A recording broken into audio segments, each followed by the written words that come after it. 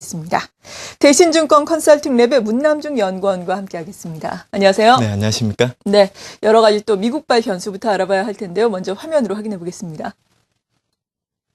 첫 번째는 미국의 부채 한도 한시 증액입니다. 미국 정치권이 연방정부의 부채 한도를 3개월 동안 한시 증액하는 방안을 추진하기로 했다라는 소식이죠. 예, 맞습니다. 일단 시장에는 좀 그동안 이제 좀 불안 요인으로 작용했던 부분들이 해소될 수 있는 변수라서 좀 긍정적으로 작용할 만한 요인이긴 하는데 그 저변에 깔려져 있는 공화당의 의도를 좀 알아봐야 되지 않을까 그런 생각 좀 해보고 있습니다.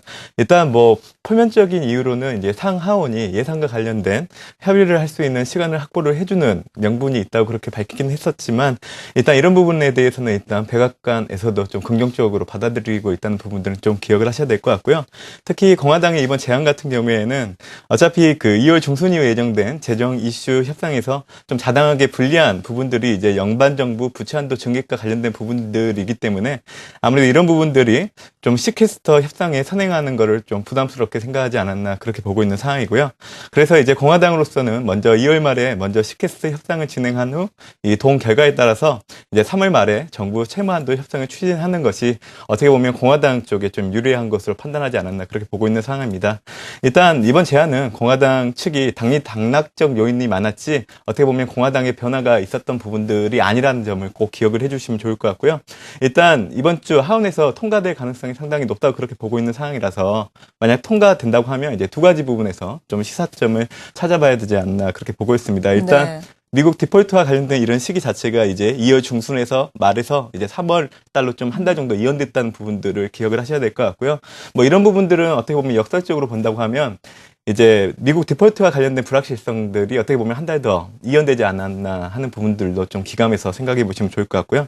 또 두 번째는 미국 공화당이 그 3개월 동안 이제 부채 상한을 좀 연장하면서 동시에 이제 재정 감축에 대한 부분들도 지금 강조를 하고 있는 부분들에서 아무래도 3월 초에 예정된 시퀘스터 협상 자체에 대한 불확실성은 변화 없이 증시에 좀 영향을 주는 요인으로 작용하지 않을까 그렇게 보고 있습니다.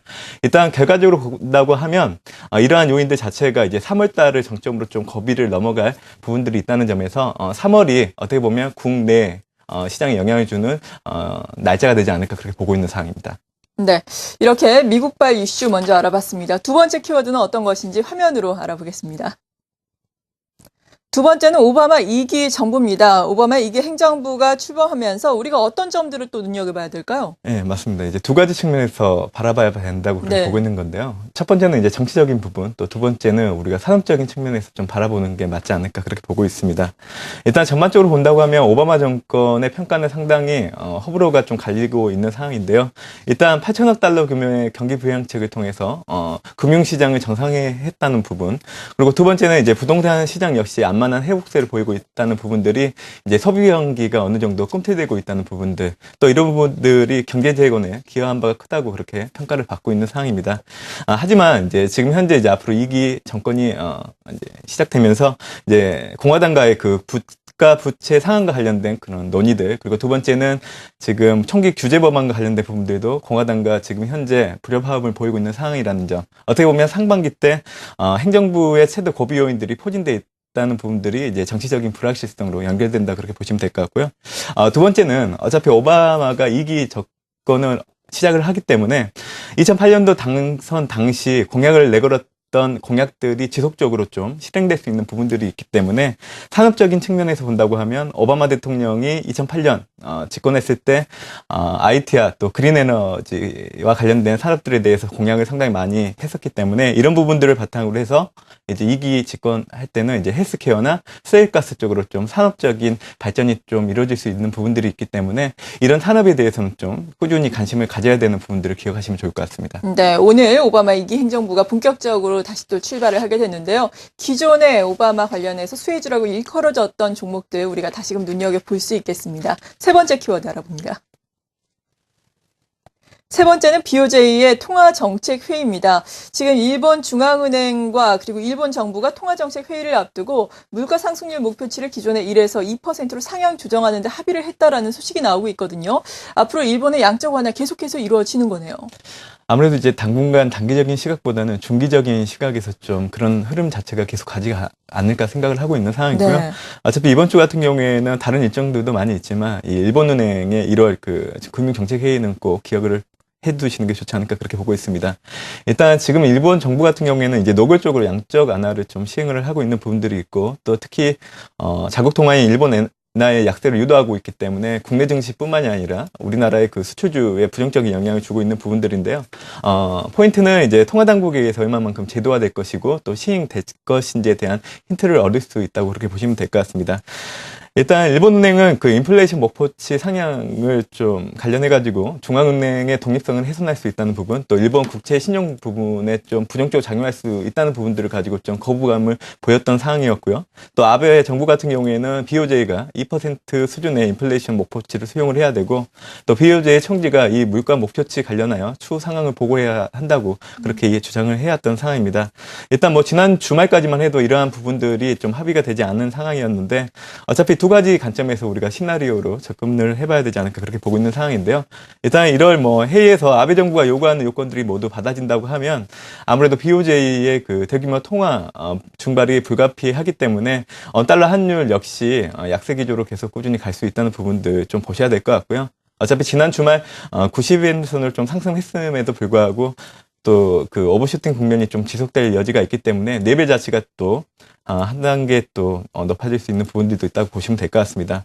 반면 이제 사카라 현 BOJ 총리가 이번 회의를 통해서 이제 받아들여지지 않는다고 하면 어차피 현 총재의 임기 자체가 4월달 종료되기 때문에 그 전까지는 또 일본의 양적 완화와 관련된 그 엔화 흐름 자체에 반영되는 그 속도 조절 국면이 나올 수 있는 부분들이 있기 때문에 또 BOJ 총재의 그 4월 임기 종료 시기에 대한 부분들도 좀 기억을 해 두시면 좋을 것 같습니다.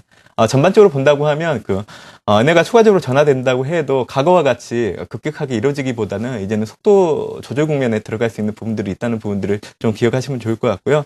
어차피 뭐 BOJ가 뭐 긍정적인 흐름을 줄 수 있는 요인들로 정책을 내놓는다고 해도 아무래도 승부르기를 보일 수 있는 여지도 있다는 부분들을 본다고 하면 엔화의 속도 조절 측면에 대해서는 좀 기억을 해두시는 게 좋지 않을까 그렇게 보고 있습니다. 네, 달러화에 대한 엔화 환율이 정말 급격하게 지난 몇 달 동안 상승을 했습니다. 이제는 달러화에 대한 엔화 환율이 90엔대를 넘어선 상황인데요. 그만큼 속도 조절이 필요한 상황이다라고 그러한 점 짚어주셨습니다. 자, 그렇다면 대외적인 변수가 이렇게 좀 엇갈리고 있는 가운데 어떤 투자 전략이 국내 증시에서는 필요한지 궁금한데요. 네 번째 키워드를 통해서 확인해 보겠습니다.